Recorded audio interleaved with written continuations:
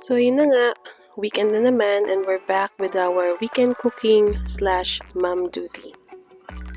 And for today's video, gagawa tayo ng stir-fry Shanghai noodles. So ano pang hinihintay mga mamshi? Let's go!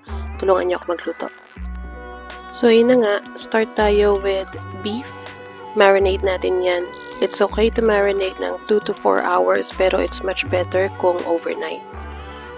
So, lagyan ko lang siya ng soy sauce and Maggi Sabor to add a little bit flavor. Not too much para hindi masyadong salty. Then, dagdagan lang natin ng pepper to add a little bit spice on it. Make sure din na distributed yung pag-soak niyo ng meat para mas malasa. And then, chill na natin siya for overnight. Okay, this was the following day and let's start with the veggies. We have celery, broccoli, pepper, shiitake mushroom, onion, garlic. So, cut lang natin yung mga veggies into strips.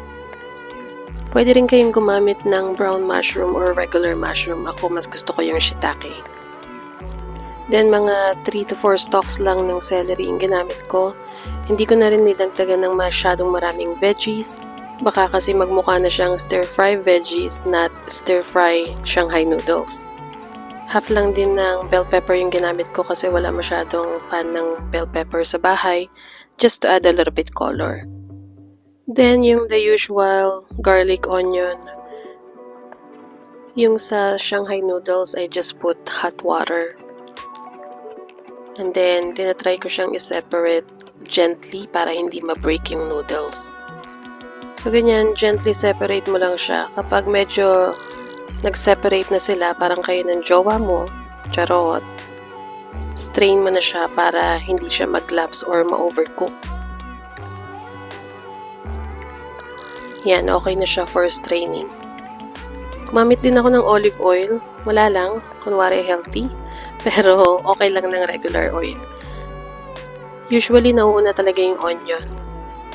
But not here kasi mas gusto kong crunchy yung onion. So, yan. Saute lang natin yung onion and garlic. And then, lagyan na rin natin dyan yung meat. Ninipisan ko na rin yung cut ko sa meat dyan.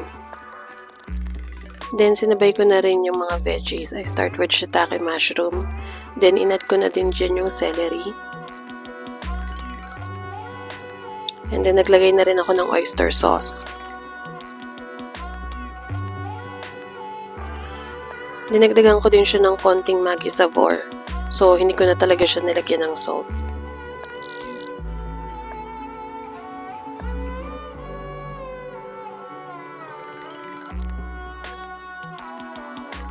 So, ready na yung Shanghai noodles. And ganun lang, stir-stir lang natin siya. Mix well.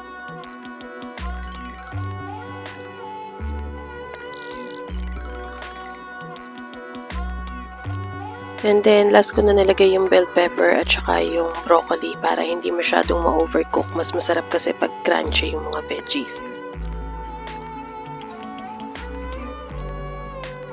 And so, yun na. Ready na ang ating stir-fry Shanghai noodles.